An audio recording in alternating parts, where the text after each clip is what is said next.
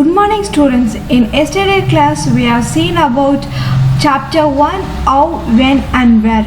In today's class we are going to see about from trade to territory. That is the second chapter of this lesson. We can see in an elaborate way how East India Company used the authority and came to India.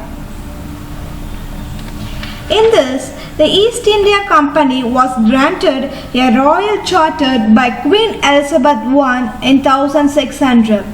The charter gave the company a monopoly trade with the East. Other trading groups in England were not allowed to compete with the East India Company. Thus, the company could sail across the seas and oceans in search of new lands from where it could buy goods at lower prices and sell them at higher prices back in Europe. This way, how mercantile trading companies operated at the time. Next, we are going to see about why did the European trading companies wage war with each other. A small video has been put. Hello and welcome to 400 Years, a new series that will explore the fascinating relationship between India and Britain. It will delve into some of the key facts behind this relationship, but also lift the lid off of some previously hidden secrets.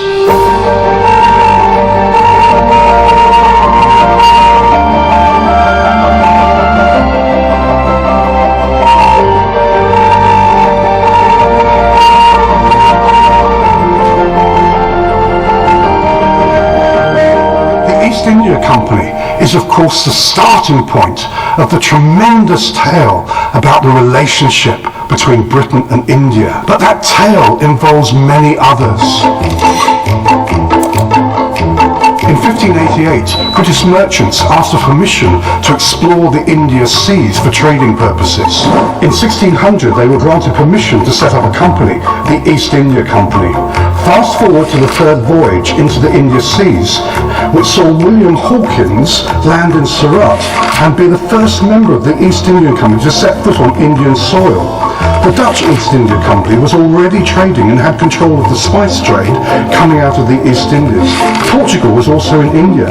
In fact, they had already been there for over 100 years and had colonized parts of the country. Add to all of this, the Mughal Empire were the ones that had most of control and power over India. So the small East India Company didn't really have the best of starts. So the East India Company was set up in 1600 under a royal charter to engage in trade with the East, and it had a monopoly on that trade with the East. It was not the British who conquered India, it was a rogue multinational corporation. A company which had its office in one small street in London, in a building 5 windows wide, with a permanent staff, 100 years after it was founded, of only 35 people.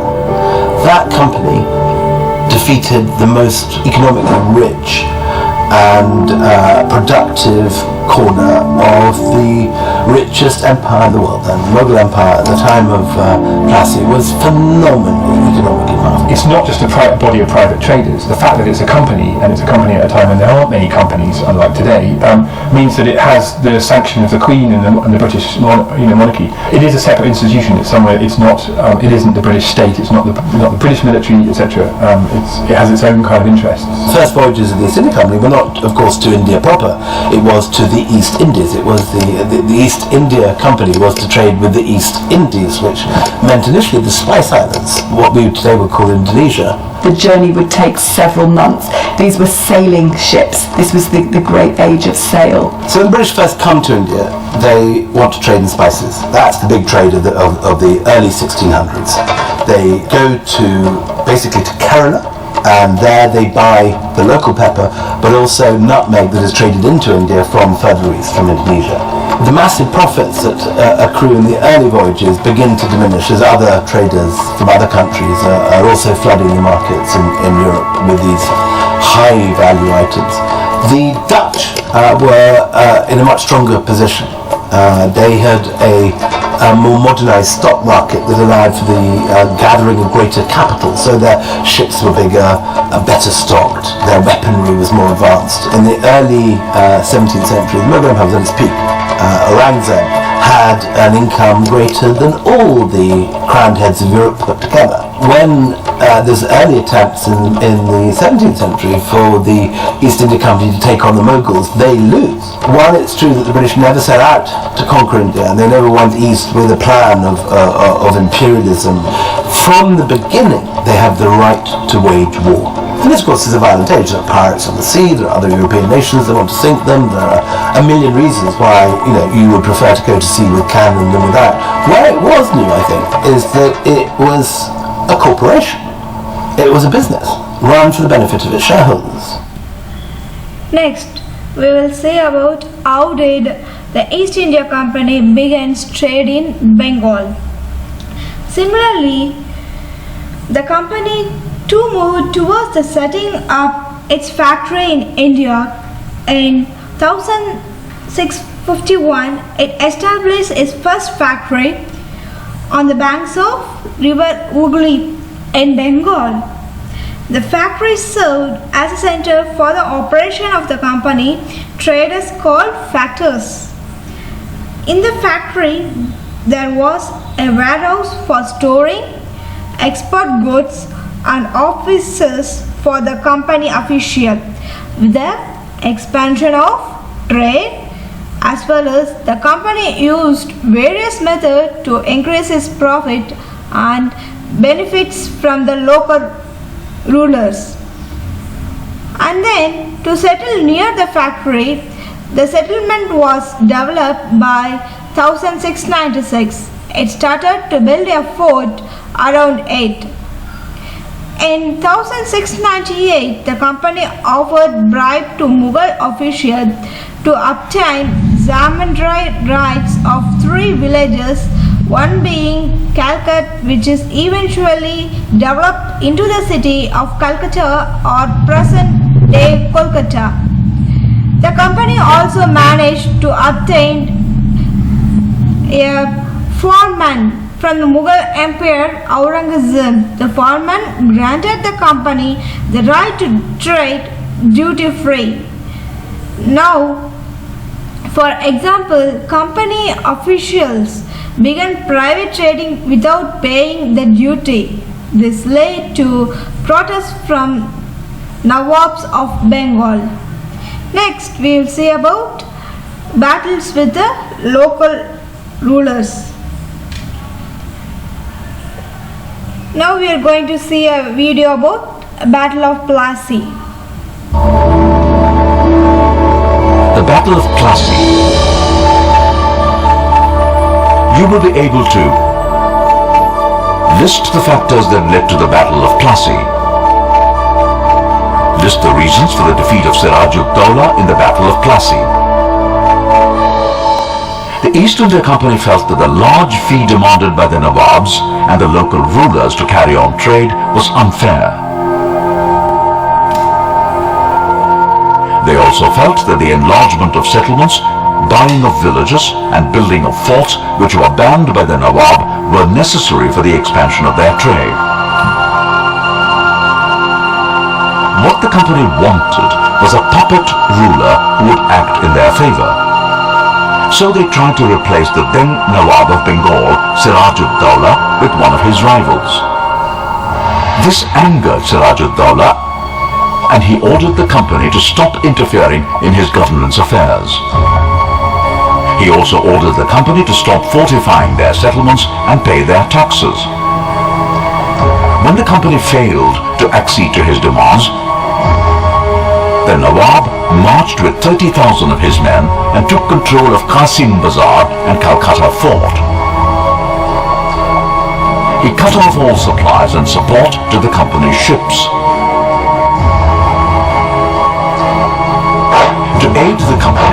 armed forces were sent from Madras under the leadership of Robert Clive.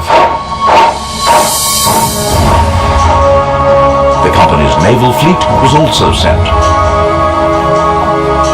Robert Clive defeated Nawab Siraj-ud-Dawla at a place called Palashi in 1757 in the famous Battle of Plassey. The main reason for Siraj-ud-Dawla's defeat was Mir Jafar, one of his commanders, who turned traitor and never fought the battle. Robert Clive had promised Mir Jafar that he would be made Nawab after Siraj-ud-Dawla for his services. The Battle of Plassey was the company's first victory on Indian soil. We have learnt that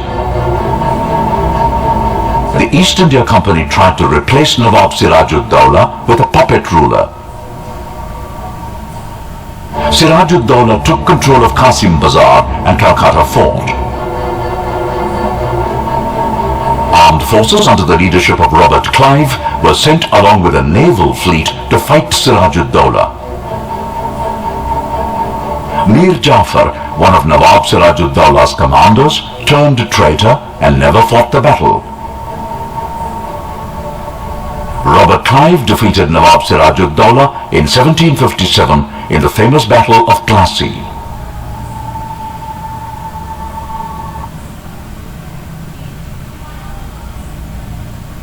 Now we are going to say about what are the strategies did the company use to expand its rule in India. There are three types. One is the appointment of presidents, direct military attacks, subsidiary alliance. The first one is appointment of residents. In 1764, the Battle of Boxer, the British decided to appoint residents in many Indian states. The residents were politically or commercially agents used by the company to meddle in the internal affairs of the state. They began to decide the successor to the throne and other administrative posts. Next, the subsidiary alliance. What do you mean by subsidiary alliance? It means it introduced a company was to force a state into a subsidiary alliance with it. Under this strategy, an Indian ruler was not allowed to maintain independent armed forces and was supposed to pay from the subsidiary forces. The company would take away the part of the ruler territory if he failed to pay up. Next, the direct military attack. There are many wars and attacks has been faced. The one is that Mysore War and another is Maratha War. In Mysore War, only when the company felt a threat to its economic and political interests would it launch a direct military attack. Mysore was one such a state that was annexed through territory under the rule of Hyder Ali, and the export of spices from his kingdom and prevented local merchants from trading with that company. So he also maintained a close relationship with the French, who helped modernize his troops. This angered the British and they fought a series of 4 wars known as Anglo-Mysore War against Hyder Ali and Tipu Sultan. Finally, the company attained victory in the war at Srinagarpattam in 1799. Tipu Sultan was killed in this war. In Mysore War, which king has been killed was Tipu Sultan. Next, Mysore came under the rule of Vidhyas, the former ruling dynasty of the state. Next, we are going to say about the Maratha Wars. The East India Companies also wanted to overpower the Marathas during the late 18th century. After their defeat in the Third Battle of Panipat in 1761, The Maratha Empire was divided into many states ruled by chiefs of different dynasties such as Sindha, Gaukada and Bonshil. The chiefs were part of the confederacy as well as military and administrative head was Peshwa. Peshwa, which means the principal or the ministers, based in Pune. Next, we are going to say about some of the policies. The claim to paramountcy. The British East India Company pursued an aggressive policy of Lord Hastings, was the first Governor General of India from 1813. Under Lord Hastings, a new policy of paramountcy was introduced in India. Under this policy, the company claimed that its authority was paramount or supreme, hence its power was greater than that of Indian states. The company annexed many Indian kingdoms.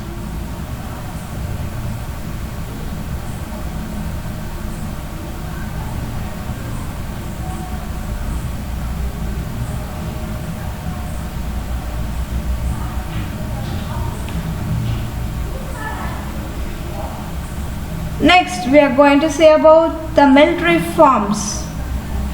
Military reforms. The company realized that its real power lay in its military strength. So, along with the administrative reforms, it is introduced changes in its military too.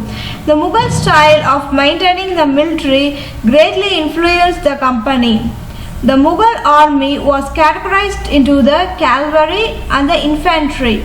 The cavalry or Sarvas were trained to fight a horseback, and the Mughal preferred to have more cavalry than infantry in their army.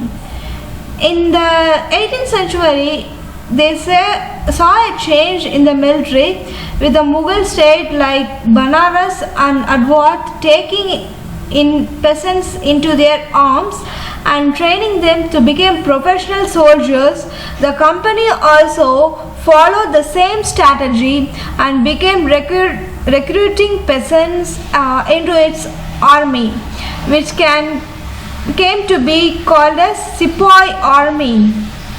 The British needed an infantry to fight against Burma, Egypt and Afghanistan. They had to use advanced gun like muskets. Here, muskets, which means a heavy gun used by infantry soldiers, and matchlocks.